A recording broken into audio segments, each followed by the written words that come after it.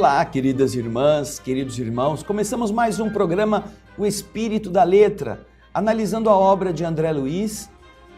Hoje, o primeiro capítulo do livro Obreiros da Vida Eterna. Semana passada, você se lembra, nós trabalhamos com a recordação dos livros anteriores, Nosso Lar, Os Mensageiros e Missionários da Luz, e nós também fizemos a leitura e o comentário da introdução deste novo livro. Rasgando Véus era o nome da introdução, quando Emmanuel explica qual é o objetivo de André Luiz nesta obra. Hoje, nós vamos começando a ler, e você acompanhará conosco, o primeiro capítulo. Assim, pegue o texto e acompanhe com bastante calma. Nós estaremos comentando, na medida em que a leitura vai avançando, aqueles detalhes que estão por baixo da letra.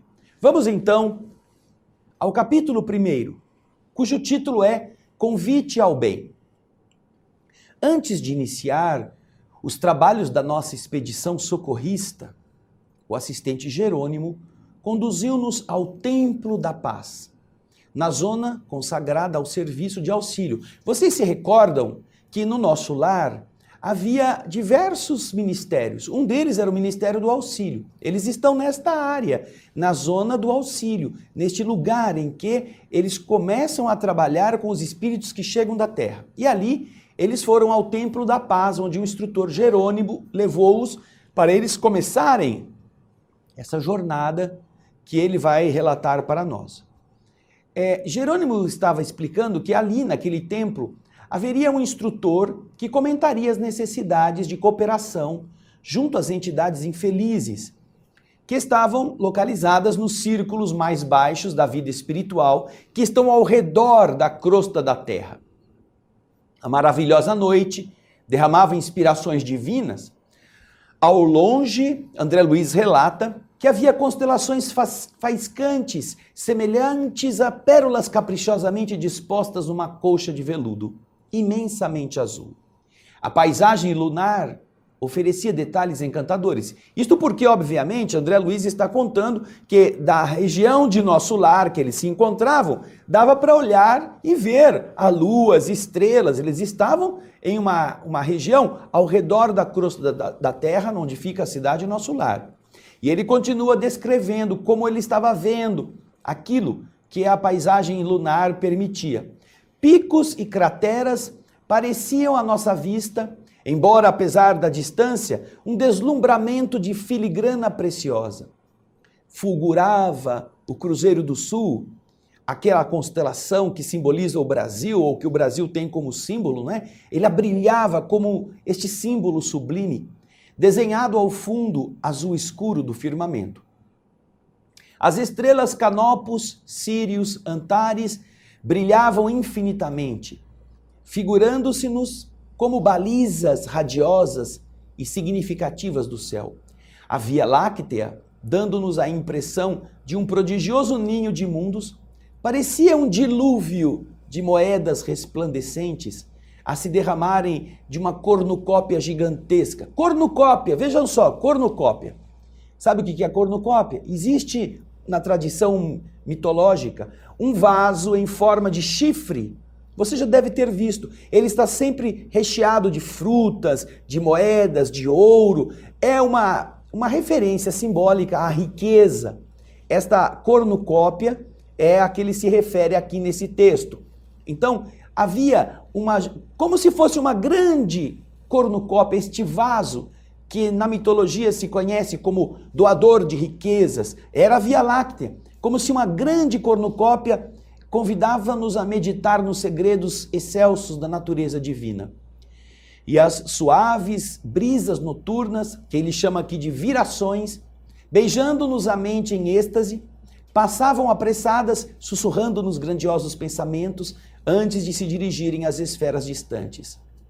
O templo edificado no sopé de graciosa colina apresentava um aspecto festivo, em virtude da iluminação maravilhosa, fulgurante, a projetar singulares efeitos nos caminhos ao lado. As torres, como se fossem agulhas brilhantes, alongavam-se pelo céu contrastando com o indefinível azul da noite clara. E aqui embaixo, as flores de variadas figurações eram taças luminosas, servindo luz e perfume, balançando de leve na folhagem ao sopro incessante do vento. Não éramos os únicos interessados na palestra da noite, porque numerosos grupos de irmãos se dirigiam ao interior, acomodando-se no recinto. Eram entidades de todas as condições, fazendo-nos sentir o geral interesse pelas lições em perspectiva. Seguíamos o assistente Jerônimo, o padre Hipólito, a enfermeira Luciana e eu, conta André Luiz, eram 4, constituindo pequena equipe de trabalho, incumbida de trabalhar, de vir até a crosta planetária durante 30 dias, aproximadamente, em caráter de auxílio e estudo, com vistas ao nosso desenvolvimento espiritual. Jerônimo, o orientador de nossas atividades pela nobreza da sua posição, percebendo minha curiosidade perante as movimentadas conversações ao redor, explicou gentilmente: muito justa a atenção em torno do assunto, André.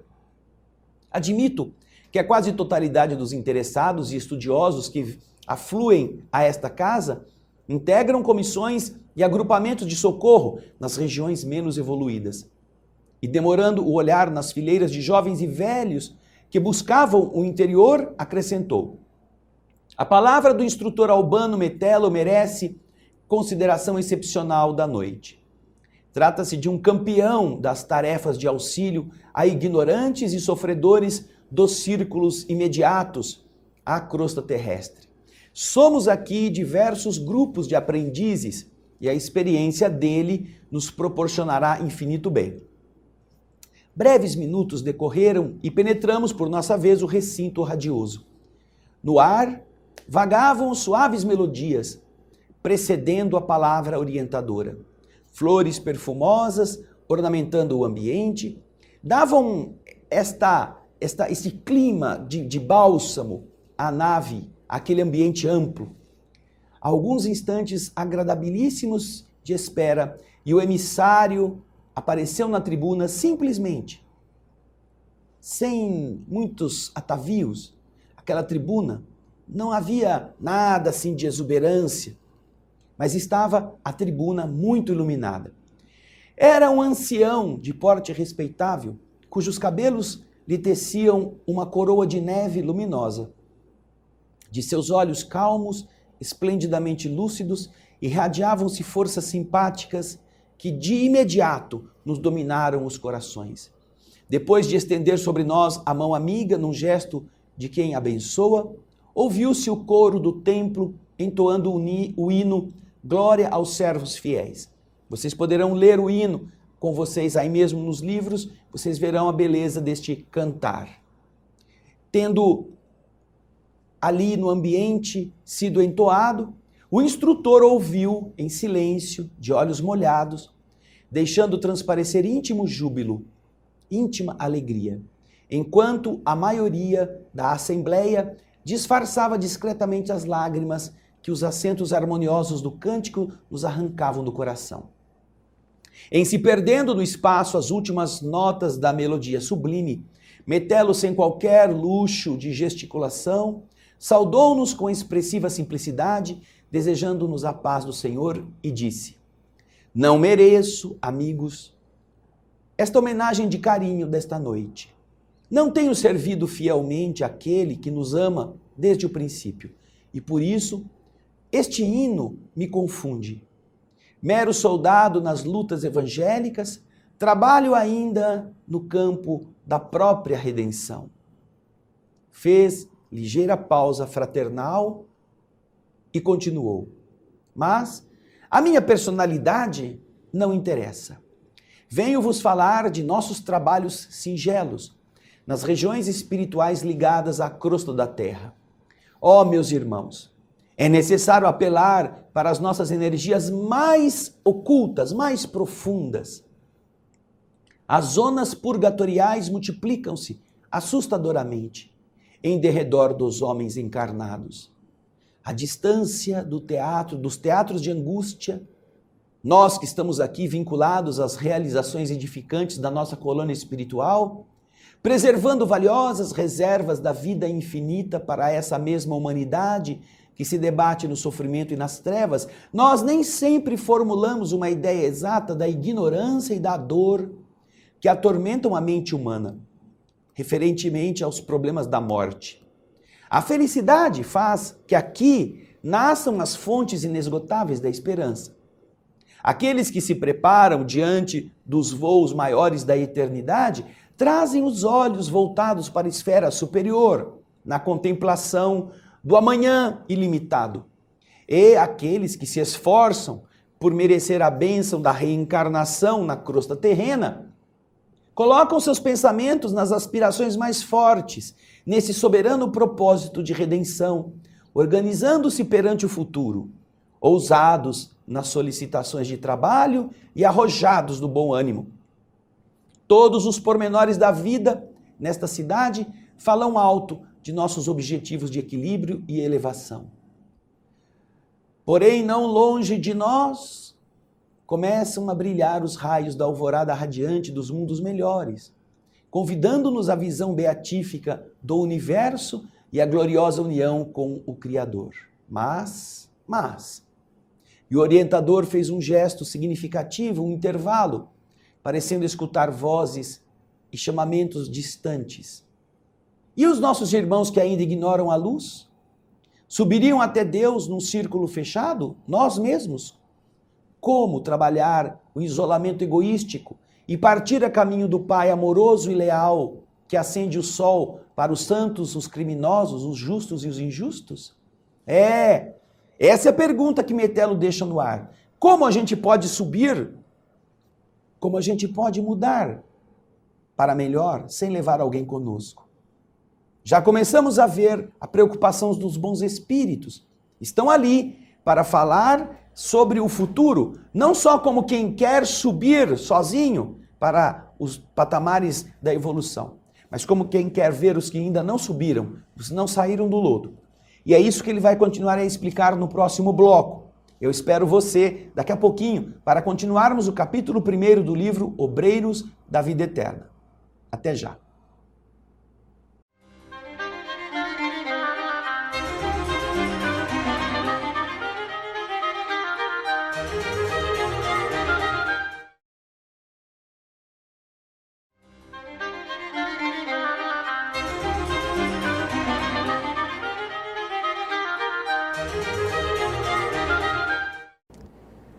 Estamos de volta com o programa O Espírito da Letra, analisando Chico Xavier e Obreiros da Vida Eterna, aqui no nosso programa. Com eles, nós teremos lições maravilhosas para melhorar o que somos, para superar nossos problemas. E agora, o Obreiros da Vida Eterna nos vai falar sobre coisas muito profundas a respeito do amanhã, o que fazer perante a transformação pessoal nos instantes da morte ou antes, para aproveitar o máximo da vida. Vimos então que o instrutor Albano Metelo estava começando a falar àqueles que estão assistindo na preparação dos trabalhos que virão fazer na Terra. Vamos acompanhar o texto da parte em que no final ele faz uma pergunta: como trabalhar este isolamento egoístico e partirmos a caminho do Pai amoroso e leal que acende o sol para os santos e os criminosos, para os justos e os injustos? Metelo mostrou uma chama de zelo sagrado nos olhos percussientes e exclamou depois de uma curta reflexão: nós que procuramos a santidade e a justiça, alcançaríamos acaso semelhante orientação se outras fossem as circunstâncias que nos regeram até aqui, construtores de nossos próprios destinos, por delegação natural do Criador? Aonde permaneceríamos agora sem os favores da oportunidade, sem a ajuda da proteção dos benfeitores desvelados? Sem dúvida, as oportunidades de elevação felicitam todas as criaturas. No entanto, é imprescindível ponderar que a bênção da fonte pode converter-se em venenosa água estagnada, em venenosa água parada, se nós a trancamos num poço incomunicável. E as dádivas recebidas por nós são inúmeras, e os dons que nos foram distribuídos são imensos. Seria completo o nosso regozijo, a nossa alegria, havendo lágrimas atrás de nossos passos? Como poderíamos cantar hinos de hosana à felicidade sobre o coro dos soluços, dos aflitos? Nobilíssimo todo o impulso de atingir a elevação, o pináculo, o cume. Entretanto, o que vamos ver após esta subida? Entre as alegrias de alguns, identificaríamos a ruína e a miséria de multidões incalculáveis. Nesse momento, envolvido nas vibrações de profundo interesse dos ouvintes, imprimiu novo acento ao verbo luminoso e voltou com indefinível melancolia. Também eu, em outro tempo, tive a obcecação de buscar apressadamente a montanha. A luz de cima me fascinava e eu rompi todos os laços que me retinham embaixo, realizando dificilmente essa jornada de subida. A princípio, me feri nos espinhos pontiagudos da estrada, experimentei atrozes desenganos. Porém, depois de algum tempo, consegui vencer os obstáculos imediatos e, jubiloso, muito contente, ganhei pequenina elevação.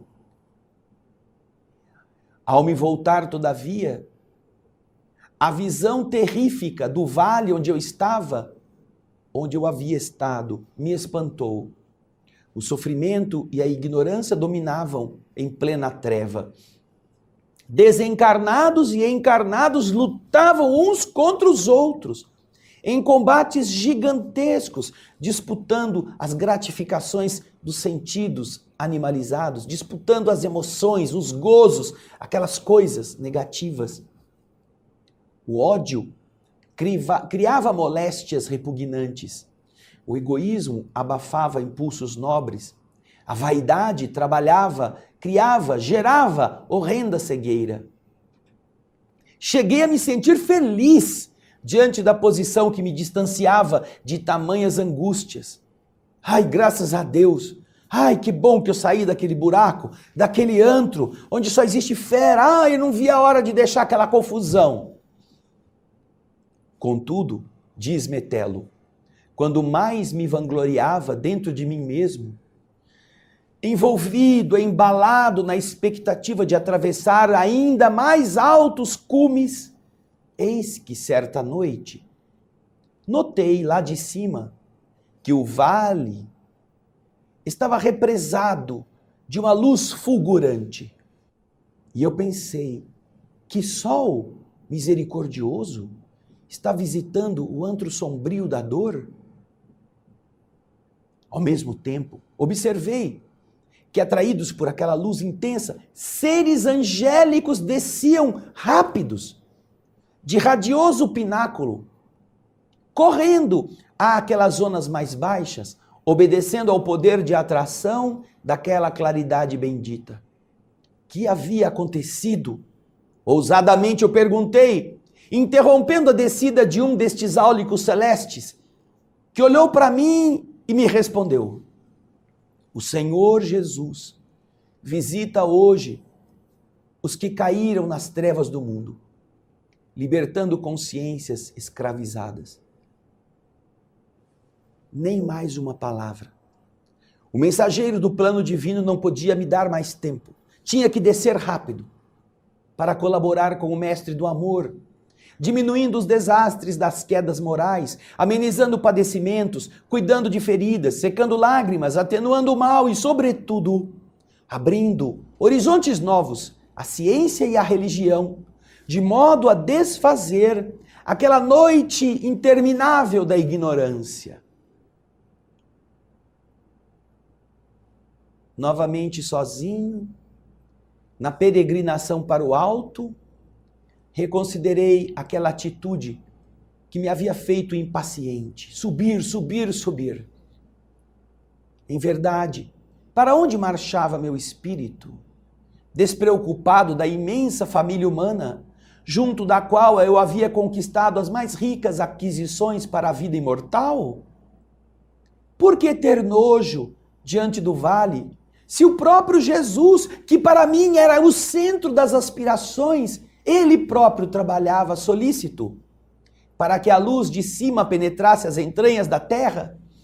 Não praticava eu o crime execrável, horroroso da usura, esquecendo aqueles no meio dos quais eu havia adquirido o roteiro destinado à minha própria subida? Como subir sozinho, organizando um céu exclusivo para minha alma, lastimavelmente esquecidos dos valores da cooperação que o mundo me dera com generosidade e abundância? Mostrava-se o instrutor intensamente comovido. Eu então me detive e eu voltei. Efetivamente, o caminho vertical e purificador da superioridade é a sublime destinação de todos. O cume bafejado de resplendor solar é sempre um desafio benéfico àqueles que vagueiam sem rumo na planície. O alto polariza, chama, atrai naturalmente as supremas esperanças daqueles que ainda permanecem embaixo. Todavia, à medida que penetramos o domínio da altura, surgem em nossa mente e no coração com mais clareza as leis sublimes de fraternidade e de misericórdia. Os grandes orientadores da humanidade não mediram a própria grandeza, senão pela capacidade de voltar aos círculos da ignorância de onde haviam saído, para exemplificarem o amor e a sabedoria, a renúncia e o perdão aos semelhantes. É por esse motivo que necessitamos temperar todo o impulso de elevação com o sal do entendimento, evitando a precipitação nos despenhadeiros do egoísmo e da vaidade fatais. Metelo silenciou por instantes e, diante da comoção com que lhe acompanhávamos a palestra, retomou o verbo com outra inflexão de voz. Você imagina o que significa para alguém como Albano Metelo confessar-se como um lutador para ganhar a própria luz, para subir cada vez mais, que é o que todas as religiões costumam prometer aos seus adeptos? E ao estar fazendo essa caminhada, e ao deixar para trás os erros, as coisas feias, as lutas, as confusões, e quase ficar feliz de vencer tudo isso, enojado, como ele fala, daquela podridão onde ele estava, onde nós estamos. Certa noite ele olha e vê aquele antro luminoso. O que será que aconteceu? Eu estou querendo fugir de lá e de repente alguém acendeu a luz que eu busco, a luz que eu procuro. E então ele vê as estrelas do céu caindo na terra, como se fosse uma noite dessas que a gente vê, estes eventos astronômicos, chuva de meteoros. Só que ele via com toda clareza que todas estas estrelas iam para o fundo do vale. Eram espíritos angelicais que viram uma luz acesa e imediatamente iam até lá buscar ajudar o esforço. E então ele fica sabendo que aquela luz fulgurante era Jesus. Jesus tinha ido ao lodaçal, de onde ele tinha querido sair, onde ele estava antes e quis sair dali e agora queria subir sozinho. Como nós queremos nos livrar dos problemas, ao invés de ajudar as pessoas a vencer os seus problemas. Queremos nos isolar, queremos a nossa família protegida, queremos uma sociedade boa só para nós. Então ele se envergonha e ele percebe o erro em que estava incorrendo. Não que seja errado procurar melhorar, mas é preciso fazer as duas coisas. Melhorar um pouco e levar a comida para os que estão com fome. Abastecer-se um pouco de mais coisas e voltar para dar aos outros esperança para que tenham forças, para que saiam dali também. Que coisa linda! Que um espírito como Albano Metelo comparte conosco seus equívocos, suas ilusões, para nos acordar também nas nossas ilusões. Justamente a pedido daqueles que estão mais necessitados, os mais infelizes, para os quais Deus, Jesus e os bons espíritos se voltam todos os dias. Ah, queridas irmãs, não termina aí não. No próximo bloco vamos continuar a ouvir Albano Metelo. Eu espero você daqui a pouquinho.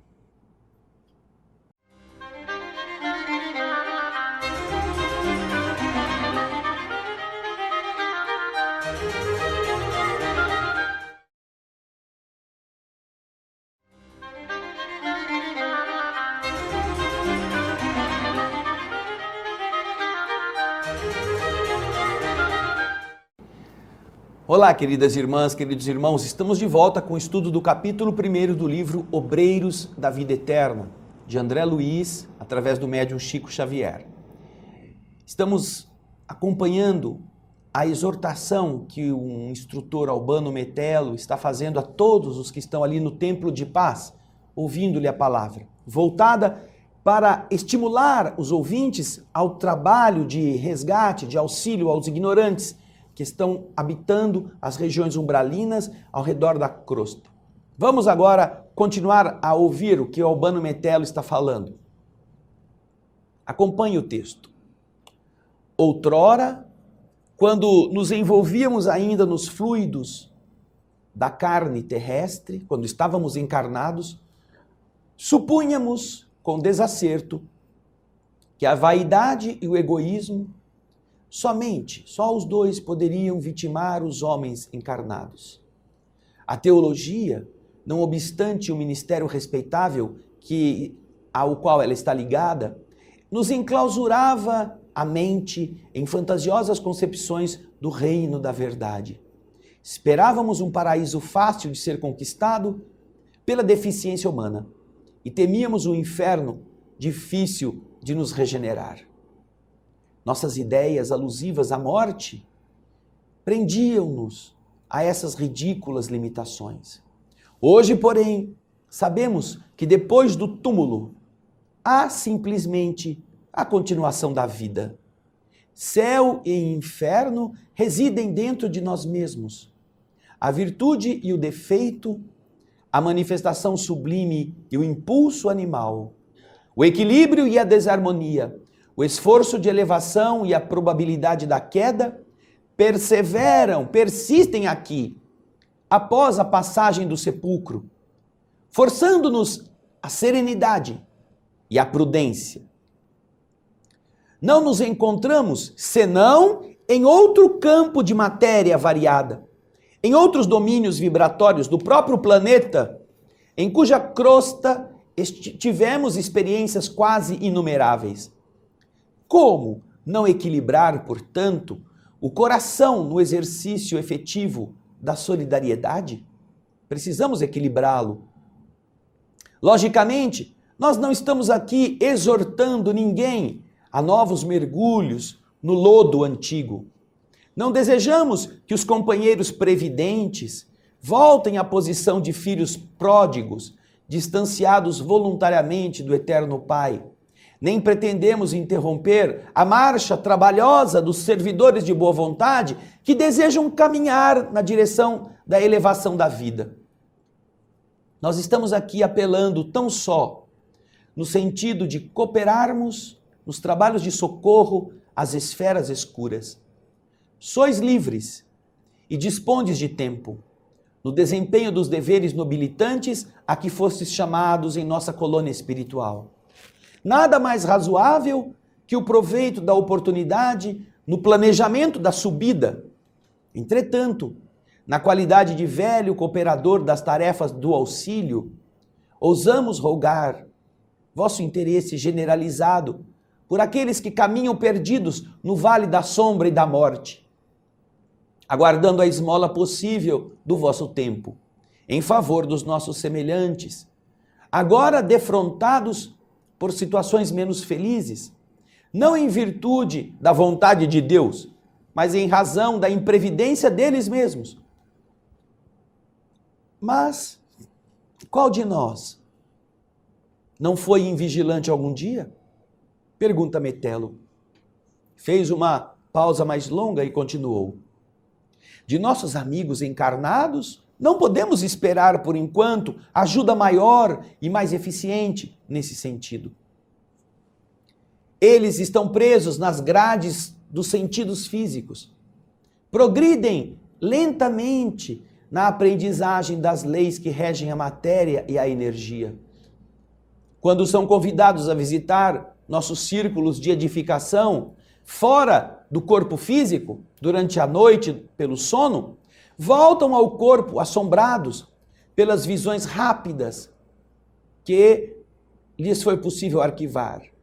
E ao transmitirem suas lembranças aos seus contemporâneos, operam com a coloração da água simples e pura da verdade, pintando-a com seus pontos de vista, com as suas predileções pessoais no terreno da ciência, da filosofia e da religião. Bernardin de Saint-Pierre, o romancista trazido por amigos às regiões vizinhas, na dimensão espiritual da crosta planetária, voltou ao corpo, ao seu meio de ação e escreveu aspectos que ele achou que pertencessem ao planeta Vênus. Huygens, o astrônomo, recebe mentalmente alguma notícia de nossas esferas de luta e cria teorias referentes à vida em outros mundos, afirmando que lá os processos biológicos, nestes orbes distantes, são análogos aos da Terra.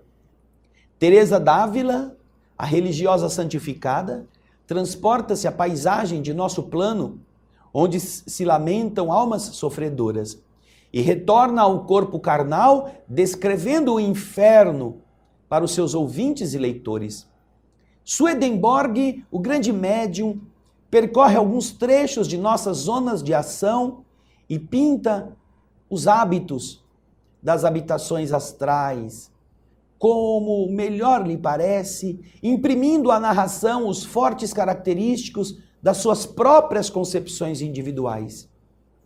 Quase todos os que vieram momentaneamente ao nosso campo de trabalho voltam ao esforço humano, exibindo a experiência de que foram objeto, pintando-a, pincelando-a com a tinta de suas inclinações e de seus estados psíquicos, porque se encontram fundamentalmente presos ao chão inferior do próprio eu, acreditam enxergar outros mundos em situações iguais à da Terra. Nosso maravilhoso templo, cujas dependências não se restringem à esfera da crosta, sobre a qual os homens pousam os pés.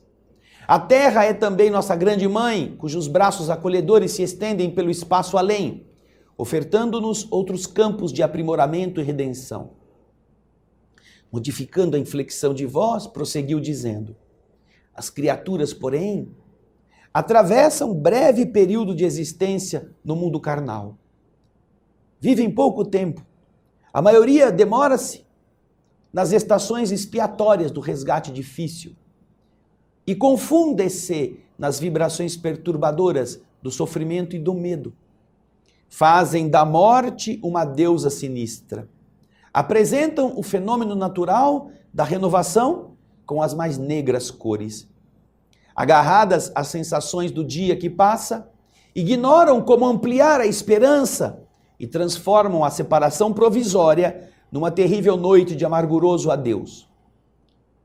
Vítimas da ignorância em que se comprazem, em que gozam, internam-se em florestas de sombras, onde perdem toda a paz, convertendo-se em presas delirantes dos infernos de horror, criados por elas mesmas nos desvairamentos passionais. Como esperar delas a colaboração precisa, com a extensão desejável, se pela indiferença para com os próprios destinos, elas mesmas, essas mesmas pessoas mergulham-se diariamente nos rios de treva de desencanto e de pavor? Unamo-nos, portanto, auxiliando-as, segundo os ensinamentos evangélicos, descortinando-lhes novos horizontes e aclarando-lhes os caminhos evolutivos. De olhos fulgurantes e neblinados de lágrimas pela evocação, talvez, de quadros das esferas sombrias que não nos eram dado conhecer, Metelo manteve-se longos instantes em silêncio, voltando a dizer em tom de súplica: recordemos o Divino Mestre e não desdenhemos a hora de servir, não de acordo com os nossos caprichos pessoais, porém de conformidade com os seus desígnios e suas leis. Campos imensuráveis de trabalho nos aguardam a cooperação fraterna e a semeadura do bem produzirá nossa felicidade sem fim. Falou comovedoramente por alguns minutos e em seguida invocou as forças divinas, arrancando-nos lágrimas de intraduzível alegria. Raios de claridade azul brilhante choveram no recinto, proporcionando-nos a resposta do plano superior. Vocês veem que a inspiração de Metelo encontra eco nos espíritos superiores. E o que ele está dizendo? Nós não podemos pedir ajuda por enquanto aos encarnados. Eles vivem de acordo com os prazeres, de acordo com as ilusões da matéria. Pouquíssimos compreendem as leis espirituais, pouquíssimos estão diante do amanhã como quem compreende que a morte não é o fim. Eles vão nas igrejas, escutam a palavra dos bons espíritos em todas as religiões, mas criaram na morte uma barreira. Poucas dessas criaturas têm capacidade de compreender o objetivo da vida.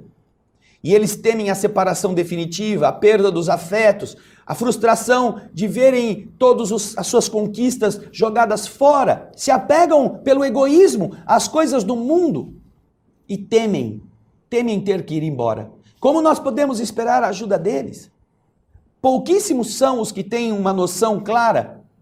Por isso nós precisamos, que temos aqui do lado de cá o entendimento, ajudá-los a perder esta visão da ignorância, essa visão vesga, essa visão limitada a respeito da importância de usarmos a vida física para melhorar o nosso amanhã, porque não há diferença entre antes e depois. Ao contrário, a vida que vem depois é mais exuberante, é mais rica ou mais feia, dependendo daquilo que a gente faça antes de passar pelo fenômeno da transição. A morte é apenas a natureza dando seus passos, como é o amanhecer e o anoitecer. Não é o fim. Mas e quem é que acredita? Se nós não podemos contar com os vivos na carne, precisamos ajudá-los contando com vocês, espíritos. É esta a exortação que faz Albano Metelo e que, envolvido nessas visões luminosas de lugares em que ele já esteve, ele implora a Jesus que possa abençoar todos os que estão ali de boa vontade. Alguns instantes, no seu tempo disponível, ajude os ignorantes. Não é que você tem que parar de subir, diz Albano, mas entre uma coisa e outra, no aprendizado, volte lá, ajude alguém, porque somos nós as únicas coisas que eles têm. E nós vamos agora para o último bloco, onde vamos ver o final dessa reunião. Eu espero você daqui a pouquinho.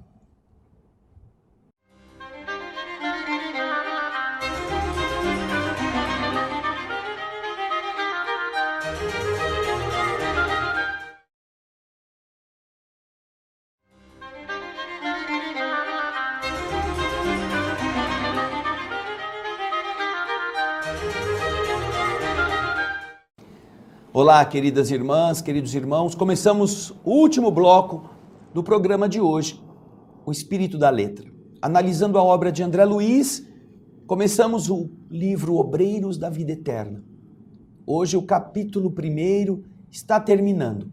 Vamos ver o que André Luiz nos apresenta depois que o instrutor Albano Metelo terminou a sua alocução. Vamos ao texto.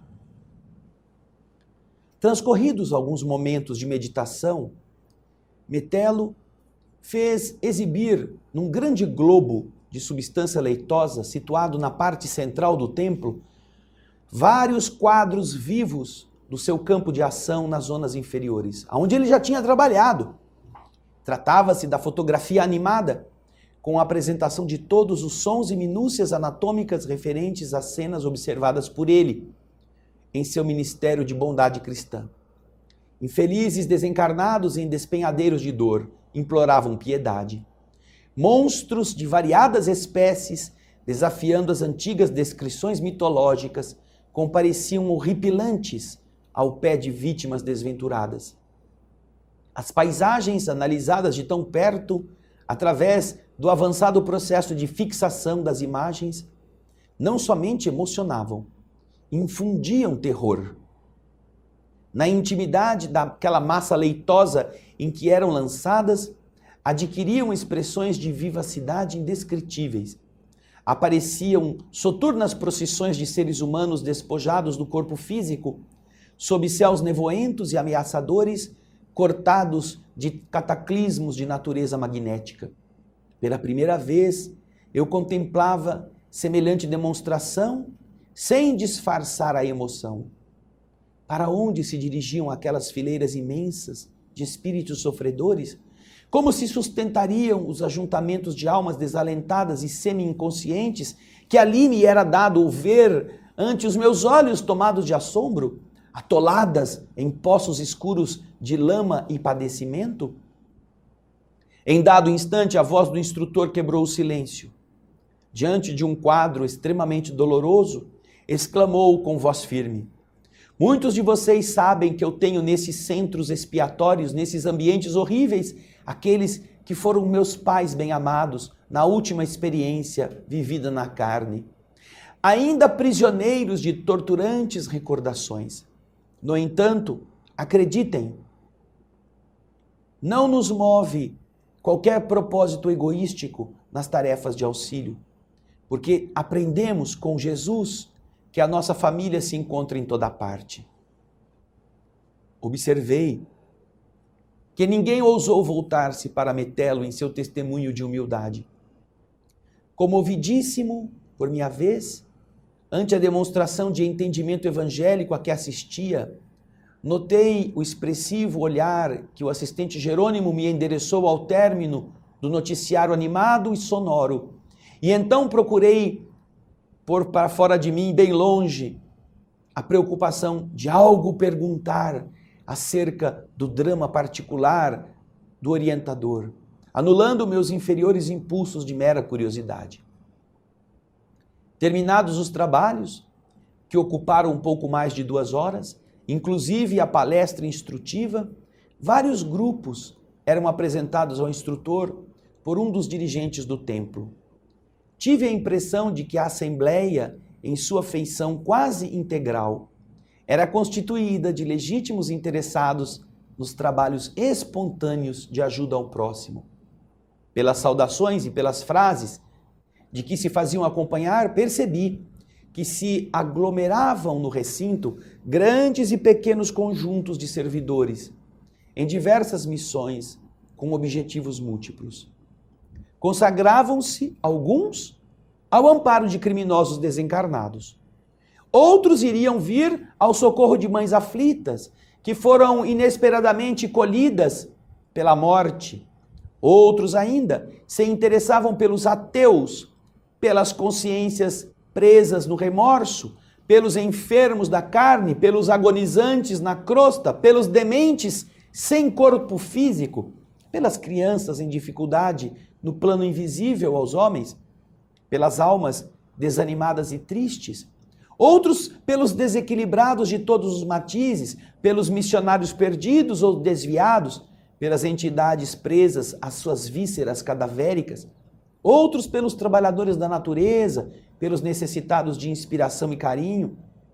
Para todos, possuía o mentor uma sentença generosa de estímulo e admiração. Chegada a nossa vez, Jerônimo nos apresentou gentilmente. Disse ele: Metelo, temos aqui 3 companheiros que vão me seguir agora em missão de socorro. Ah, muito bem, disse o interpelado. que o divino servidor os inspire.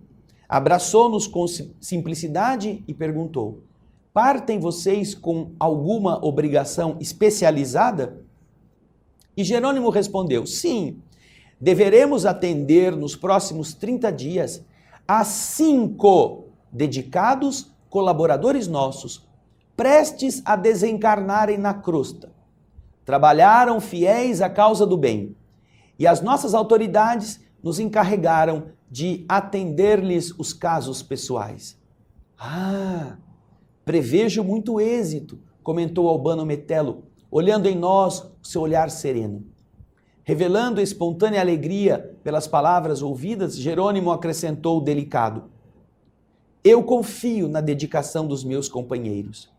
Seguem comigo um ex-padre católico, uma enfermeira e um médico. Seremos 4 servos em ação ativa. Compreendo, disse o instrutor.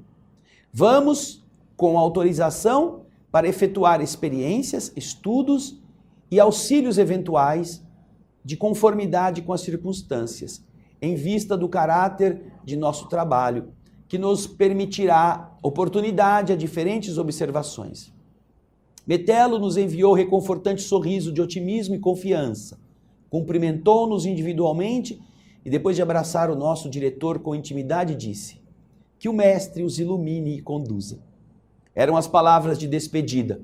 Outro grupo socorrista aproximou-se dele e retiramo-nos do templo da paz, repletos do pensamento salutar de servir aos semelhantes em nome de Deus. Lá fora, a noite de maravilhas era bem uma festa silenciosa, em que o aroma das flores convidava para o banquete celeste da luz. Então, vocês viram quantos espíritos, quantos grupos de assistência estão buscando ajudar os que estão na Terra em momentos difíceis? Vocês viram aqueles que vão cuidar das mães que acabaram de morrer e deixaram os filhinhos na Terra e não sabem e estão aflitas? As crianças que morreram e ficaram sem as mães, os dementados que estão no plano espiritual, os que tinham missões e fugiram delas, ou caíram, ou mergulharam no mal. Vocês viram quantos que estão em processos de desencarnação, aflitos da doença, hospitalizados, perdidos em seus lares? Todas estas serão caravanas que vão cuidar destas e de muitas outras criaturas na Terra. Esta foi apenas uma reunião, isso acontece todos os dias no plano espiritual. Então, veja só como a bondade divina é generosa, como ela é muito maior do que nós pensamos. E as pessoas, quando se abrem para este entendimento, saberão não apenas receber as dádivas, mas saberão senti-las. Porque você viu que o assistente Jerônimo, o padre Hipólito, o ex-padre, porque agora ele não é mais padre, mas foi, o André Luiz, que é médico, e a enfermeira Luciana, cada um em uma especialidade, estarão vindo para atender a 5 casos. Espíritos que haviam renascido ligados àquele conjunto de amigos espirituais da cidade Nosso Lar, e estes 4 foram designados para ir até a Terra, preparar este processo da desencarnação, ajudá-los a passar por este transe, para os quais, ou para o qual, alguns estavam melhor preparados do que outros, mas a maioria está totalmente esquecida. Todos estão preocupados em viver a carne, não estão preocupados em superar a carne. Já notaram que os pais perguntam para os seus filhos: o que você quer ser quando crescer? Mas todos nós nos esquecemos de perguntar para nós mesmos: o que eu gostaria de ser quando morrer? Porque é o destino.